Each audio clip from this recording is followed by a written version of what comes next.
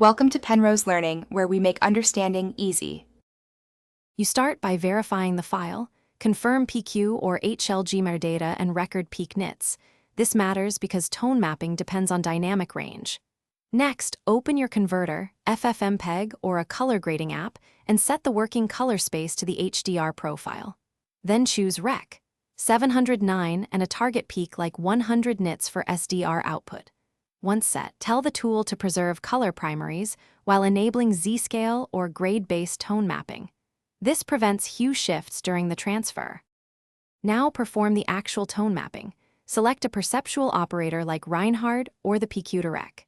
709 transform built into Z-scale.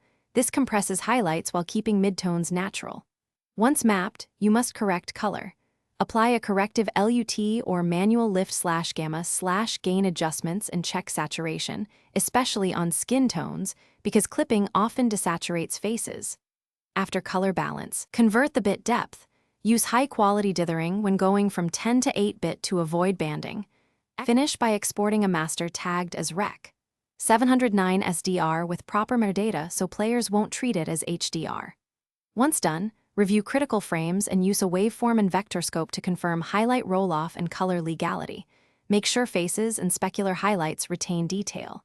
If you see clipping, increase target peak nits or soften the tone map. If banding appears, re-export with stronger dithering or keep 10-bit output. If playback mistakenly triggers HDR, recheck container flags and rewrite tags. Thanks for watching. If this was helpful, leave a like and consider subscribing. See you next time.